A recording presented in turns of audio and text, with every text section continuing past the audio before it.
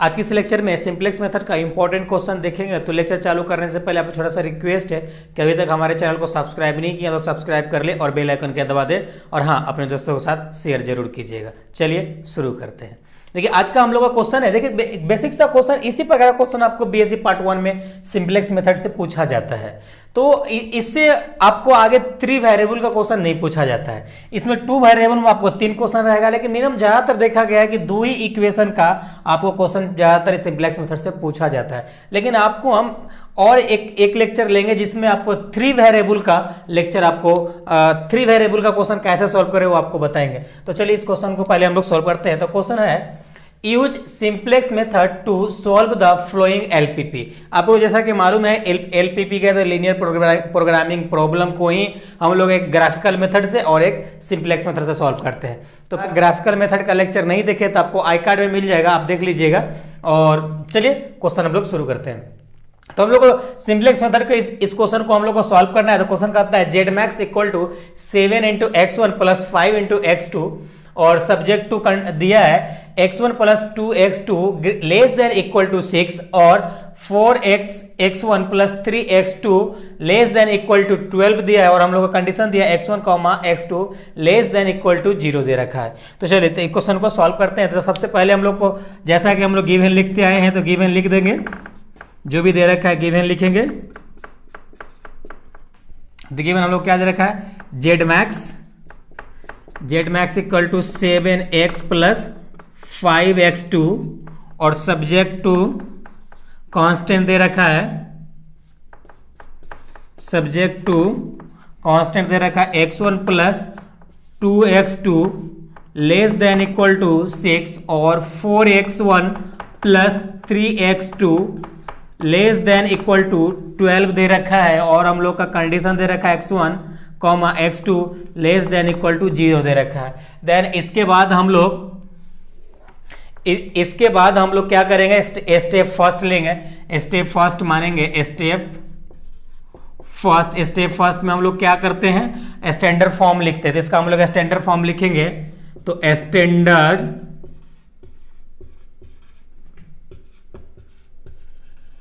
Form in given equation, जो आपका equation दिया हुआ है उसका हम लोग स्टैंडर्ड फॉर्म लिखेंगे।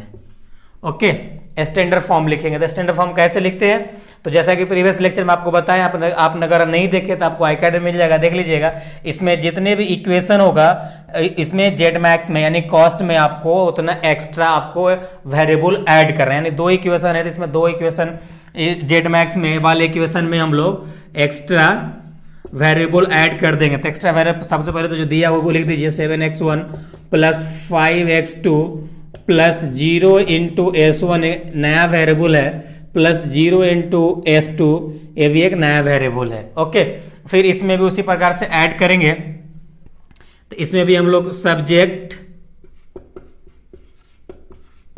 टू क्या दे रखा है, x1 + 2x2 + s1 एक नया वेरिएबल ऐड करेंगे, यहाँ 0 नहीं लगाएंगे, + 0 × s2 एक नया वेरिएबल इक्वल टू क्या दे रखा है, 6 दे रखा है। तो हम लोग यहाँ पे 6 लिखेंगे। नेक्स्ट इक्वेशन हम लोग का 4x1 + 3x2 + 0 × s1 + s2 equal to 12 दे रखा है। ओके, और कंडीशन क्या दे रखा है, x1, x2, अब नया 2 वेरिएबल ऐड किया तो वो भी लिखना पड़ेगा, s1 s2 less than equal to 0 दे रखा है। ओके, तो एक चीज आप हमेशा ध्यान रखिएगा, अगर फर्स्ट इक्वेशन में अगर वेरिएबल जोड़ रहे हैं तो s1 के साथ 0 नहीं लगाइएगा, और सेकेंड इसी प्रकार से अगर ऐड कर रहे हैं तो s2 में 0 नहीं लगाइएगा। इसी प्रकार से अगर 3 इक्वेशन दिया रहेगा तो 3 इक्वेशन यहाँ पे हम लोग लिख देंगे स्टैंडर्ड फॉर्म में। उसके बाद देन हम लोग सिंपलेक्स टेबल तैयार करेंगे। तो चलिए, तो हम लोग स्टेप थर्ड में देखेंगे, स्टेप सेकेंड में क्या देखेंगे, राइट द सिंपलेक्स टेबल। हम लोग सिंपलेक्स टेबल बनाएंगे। तो सिंपलेक्स टेबल क्या करता है, सबसे पहले हम लोग बेसिक लिखेंगे, बेसिक में हम लोग x1 x2 s1 s2 यानी जितने वेरिएबल है 1 2 3 4 यहाँ पे एक लाइन से 4 लिख देंगे। ओके, उसके बाद यहाँ लिखेंगे zj, उसके बाद यहाँ पे लिखेंगे s1 और s2। ओके, s1 s2 लिखेंगे। उसके बाद जो s1 में जो पहला इक्वेशन है उसका कांस्टेंट लिख दीजिए, कोफिशिएंट लिख दीजिए। तो इसके साथ क्या है, कुछ नहीं है तो 1 है, और इसके साथ 2 है, और इसके साथ भी 1 है, इसके साथ 0 है। उसी प्रकार सेकेंड इक्वेशन में क्या है, 4 है और 3 है, और इसके साथ 0 है और इसके साथ 1 है। इधर b भी लिखेंगे क्योंकि इक्वल टू वाला लिखना पड़ेगा। अब देखिए b का मान वो होता है जो इक्वल टू वाला होता है, वो b का मान होता है। तो चलिए यहाँ पे 6 और 12 हो जाएगा। ओके, उसके बाद Cj का मान क्या होगा, तो Cj का मान आपका जो कॉस्ट वाला इक्वेशन होता है उसका सभी कोफिशिएंट Cj होता कहलाता है। ओके, तो यहाँ पे ऊपर में हम लोग लिख देंगे 7 5 0 0। ओके, उसके बाद देन हम लोग आप Cb निकालेंगे। Cb निकालेंगे तो Cb क्या होता है, आप ध्यान दीजिएगा। Cb जो नया कॉस्ट में यानी जेड मैक्स वाले इक्वेशन में नया जो वेरिएबल ऐड किए उसका कोफिशिएंट होगा Cb, यानी ये आपका Cb होगा। ओके, आप ये ऐसा मत कीजिएगा, आपको हम समझाने के लिए ऐसा लाइन कर रहे हैं, आपको बनाइएगा तो इस प्रकार से लाइन नहीं देना है, ध्यान रखिएगा। तो क्या 0 0 है तो 0 0 हो जाएगा। उसके बाद देन हम लोग जेड निकालेंगे। जेड निकालेंगे तो प्रीवियस लेक्चर में क्या बताए थे, इसको इससे गुना करके जोड़ देंगे। तो 1 में 0 से गुना का 0, और 0 में 4 से गुजेगा 0, फिर ऐड कीजिएगा तो क्या आ जाएगा 0। उसी प्रकार सभी 0 आ जाएगा आपका। ओके, उसके बाद इतना करने के बाद आपको क्या निकालना है, Cj माइनस जेड निकालना है। Cj माइनस आपको जेड निकालना है, यानी Cj का जो भी कोफिशिएंट है जेड वाले से माइनस कर दीजिए। तो यहाँ पे माइनस कीजिए तो जेड वाला सब 0 है, तो ऊपर जो रहेगा वो लिख देंगे, यानी 7 5 0 0। अब देन यहाँ पे आपको एक चीज ध्यान रखना है, यहाँ पे जो सबसे Cj माइनस जेड का जो सबसे ज्यादा पॉजिटिव वैल्यू आया वो उसका की कॉलम एलिमेंट हो जाएगा। क्या हो जाएगा, की कॉलम एलिमेंट हो जाएगा। और इसको इस प्रकार से हम लोग घेर देंगे, इस प्रकार से हम लोग घेर देंगे और ऊपर को ऐसा एरो लगा देंगे। ओके, इसमें जरूरी नहीं है की कॉलम एलिमेंट लिखना। ओके, उसके बाद हम लोग अगर यहीं पे अगर ये दोनों नेगेटिव हो जाता बाकी 0 हो जाता तो ये क्वेश्चन यहीं पे सॉल्व हो जाता, आगे सॉल्व करने की जरूरत नहीं पड़ता। तो जब तक ये माइनस में नहीं आ जाता है दोनों, और ये जितने भी वैल्यू है चारों माइनस में आ जाएगा, उसके बाद ही हम लोग इसको या माइनस में या तो 0 आ जाए तो समझिए आपका क्वेश्चन सॉल्व हो गया। नहीं हुआ तो हम इसी प्रकार से टेबल बनाते जाएंगे, सॉल्व करते जाएंगे। ओके, तो चलिए अब हम लोग की रो एलिमेंट निकालते हैं। तो की रो एलिमेंट निकालने के लिए आपको थीटा का जरूरत पड़ेगा। ओके, तो थीटा कैसे निकालते हैं, तो जो भी की कॉलम का एलिमेंट है उसमें बी में भाग लगा दीजिएगा, यानी 6/1, यहाँ 1 है तो यानी 6/1 यानी 6/1, और यहाँ पे क्या है 4 है तो 12/4, यानी 12/4 से कीजिएगा, यानी 12/4 यानी 4 3 12, ये 3 आ जाएगा। तो इधर जब थीटा का मान जो सबसे कम आएगा, जो थीटा का मान सबसे कम आएगा वो उसका रो एलिमेंट हो जाएगा। क्या हो जाएगा, रो एलिमेंट हो जाएगा, की रो एलिमेंट हो जाएगा। तो इसको इस प्रकार से घेर देंगे, 3 इसमें आया सबसे कम है तो ये इसका की रो एलिमेंट हो गया। ओके, और देन बीच वाले क्या हो जाएगा, ये बीच वाले हो जाएगा यहाँ पर की एलिमेंट हो जाएगा।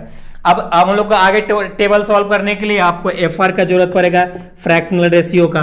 तो एफआर कैसे निकालते, जिसमें जो की रो एलिमेंट है उसका फ्रैक्शनल रेशियो नहीं निकालते, बाकी जितना भी होता है सबको निकाल लेते हैं। तो इसमें क्या करेंगे, जो की कॉलम एलिमेंट है, जो की कॉलम एलिमेंट है उसमें की एलिमेंट से भाग लगा देंगे, की एलिमेंट से भाग लगा देंगे 1/4, यानी 1/4 हो जाएगा इसका एफआर। तो इस प्रकार से हम लोग फिर आगे सॉल्व करते हैं, इसको आप नोट डाउन कीजिए, सॉल्व करते हैं। फिर उसके बाद हम लोग नेक्स्ट स्टेप नंबर 3 में आएंगे। स्टेप नंबर 3 लिखेंगे, स्टेप 3। फिर से हम लोग राइट द सिंपलेक्स टेबल बनाएंगे, right the simplex table. Okay, simplex table बनाएंगे तो फिर सबसे पहले हम लोग क्या लिखेंगे, बेसिक लिखेंगे। बेसिक में क्या होगा, x1 x2 s1 s2 और b आएगा।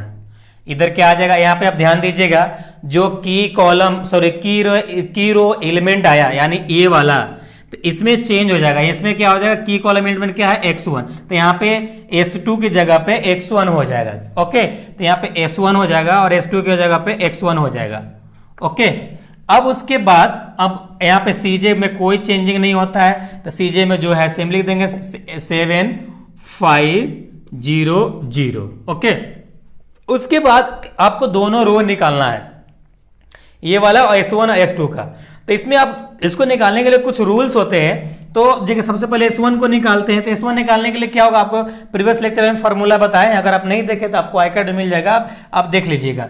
देखिए, तो सबसे पहले हम लोग इसको सपोज कीजिए हम लोग इसको निकाल रहे हैं, तो यहाँ पे 1 लिखेंगे, 1 इंटू जो की रो एलिमेंट होगा उसको लिखेंगे 4 इंटू FR में क्या आया 1/4, तो ये कैंसिल आउट हो जाएगा, तो क्या हो जाएगा 0, तो ये आपका 0 हो जाएगा। एक चीज हमेशा ध्यान रखिएगा, कभी भी की रो एलिमेंट की कॉलम एलिमेंट का जो भी वैल्यू रहेगा उसका 0 ही आता है, आप डायरेक्ट बिना कैलकुलेशन किए 0 लिख दीजिएगा। उसके बाद इसको लीजिए 2 माइनस 3 इंटू 1/4, तो इसको एलसीएम लीजिएगा तो क्या आ जाएगा 4 दूना 8 इंटू 3/4, क्या आ जाएगा 5/4, तो यहाँ पे लिखिए 5/4।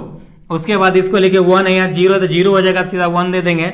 फिर यहाँ 0 है तो ये 1 इंटू 1/4 यानी -1/4 आ जाएगा। उसके प्रकार से b है तो b लिखेंगे माइनस इधर क्या 12 इंटू 1/4, तो क्या आ जाएगा 4 तिहाई 12 यानी 6 माइनस 3 यानी इक्वल टू 3, यानी यहाँ पे क्या आ जाएगा b के सामने 3 आ जाएगा। उसी प्रकार से अभी x1 का s2 का निकालेंगे, तो ये की रो एलिमेंट है, तो की रो एलिमेंट में क्या होता है ना कि की एलिमेंट से सभी में डिवाइड डाल देते हैं, वो उसका आंसर आ जाता है डायरेक्ट। तो इसमें अगर 4 में 4 से भाग लगाएंगे तो 1 हो जाएगा, और 3 में 4 से डिवाइड डाल देंगे 3/4, और ये 0 में 4 से डिवाइड हो जाएगा 0, और 1 में 4 से डिवाइड डालेगा 1/4 हो जाएगा, 12 में 4 से डिवाइड डालिएगा तो 3 हो जाएगा। ओके, 3 हो जाएगा। उसके बाद देन हम लोग को अब CV निकालना पड़ेगा, तो CV बराबर यहाँ CV में भी चेंज हो जाएगा, क्या हो जाएगा जहाँ x1 के सामने क्या है, ये की कॉलम एलिमेंट किधर x1 के ऊपर 7 है, तो यहाँ पे x1 के सामने 7 हो जाएगा, और इधर S1 का 0 है तो 0 रहेगा। उसके बाद हम लोग निकालेंगे ZJ निकालने के लिए क्या बताया कि इसको गुना करेंगे, इसको जोड़ देंगे, तो देखिए 0 में 0 से गुना कीजिएगा तो 0 हो जाएगा, 0 प्लस 1 7 से गुना कीजिएगा 7 हो जाएगा, यानी 7 आ जाएगा, तो यहाँ पे 7 लिख देंगे। फिर इसको इससे गुना करेंगे 0, इसको इससे गुना करेंगे 0, इसको इससे गुना करेंगे तो क्या आएगा 7/4, फिर इसको इससे गुना करेंगे 0, इसको इससे गुना करेंगे तो 0 हो जाएगा, फिर इसमें इससे गुना करेंगे 0, फिर इसमें गुना करेंगे तो क्या आ जाएगा 7/4 आ जाएगा। याद रखिएगा दोनों को गुना करके फिर आप जोड़ देते हैं। ओके, फिर इससे इसको गुना कीजिएगा तो 0 हो जाएगा, इससे गुना कीजिएगा तो 7/21 आ जाएगा। अब हम लोग फाइनली क्या निकालेंगे, CJ माइनस ZJ निकालेंगे, CJ माइनस ZJ निकालेंगे। तो CJ माइनस ZJ निकाल देंगे, 7 से माइनस कीजिएगा तो 0 आ जाएगा, फिर 5 में से इतना माइनस कीजिएगा तो क्या आ जाएगा, तो यहाँ इधर हम लोग करते हैं कैलकुलेशन। मेन इसका कैलकुलेशन ही है, कैलकुलेशन करने के टाइम माइंड को बहुत कूल रखिएगा तो कैलकुलेशन सही होगा, नहीं तो कहीं ना कहीं आपको मिसिंग हो जाएगा। तो बिल्कुल एकाग्रता बना के इस क्वेश्चन को आपको सॉल्व करना है। तो 5 माइनस हम लोग क्या करना है, और 21/4, इसको एलसीएम लीजिएगा तो 20 आ जाएगा, यानी 1 हो जाएगा 4, यानी -1/4 आ जाएगा, तो इसका क्या हो जाएगा -1/4। ओके, ऐसे 0 में 0 घटेगा 0 हो जाएगा, ये 0 हो जाएगा। अब यहाँ पे ध्यान दीजिए, CJ माइनस ZJ का आपको हम क्या बताया, या तो उसका वैल्यू CJ माइनस ZJ का वैल्यू या तो वो 0 हो जाए या माइनस में आ जाए। तो यहाँ पे देखिए 3 0 1 माइनस में आ गया है, तो ये क्वेश्चन हो गया सॉल्व। अब इसके आगे आपको सिंपलेक्स टेबल बनाने की जरूरत नहीं है, ये क्वेश्चन सॉल्व हो गया। यहाँ पे लिखेंगे hence solution is optimal. Z max बराबर क्या होगा, ये ZJ के सामने का जो B वाले कैलकुलेट करके लाए तो वो होगा 21, और x1 का मान क्या आएगा, यहाँ पे x1 बराबर क्या आया लास्ट में देखिए, B बराबर 3 आया है, 3 हो जाएगा, और S1 क्या आया है, S1, हाँ S1 का मान क्या है सामने देखिए 3 है, 3 हो जाएगा। अब x2 का मान क्या है, कुछ नहीं है तो 0 हो जाएगा। ये आपका आंसर हो जाएगा। ओके, चलिए इसको आप नोट डाउन कीजिए। क्वेश्चन है हम लोग का question number 2, solve the LPP simplex method. इस एलपीपी को आपको सिंप्लेक्स मेथड के थ्रू सॉल्व करना है। क्वेश्चन है Z max equal to 5x1 plus 7x2 और सब्जेक्ट टू कंडीशन दे रखा है 2x1 plus 3x2 less than equal to 13 और सेकेंड इक्वेशन है 3x1 plus 2x2 less than equal to 12 and x1 x2 greater than equal to 0 दे रखा है। तो इस क्वेश्चन को आप खुद सॉल्व कीजिएगा और ईमानदारी से सॉल्व करके आप हमें कमेंट बॉक्स में कमेंट कीजिएगा कि आपसे बना या नहीं बना, बना तो कितना परसेंट बना, 100% बना या कुछ बीच में कोई डाउट है। अगर किसी प्रकार कोई आपका डाउट आता है तो स्क्रीन पे मेरा व्हाट्सअप नंबर शो कर रहा होगा, वहां से आप अपना डाउट क्लियर कर सकते हैं। तो आप कमेंट करके जरूर बताइएगा ये लेक्चर आपको समझ में आया या नहीं आया। आया तो भी कमेंट कीजिएगा, नहीं आया तो भी कमेंट कीजिएगा। चलिए फिर मिलते हैं एक नेक्स्ट लेक्चर के साथ, जब तक अपना ख्याल रखिए। Thank you, love you all.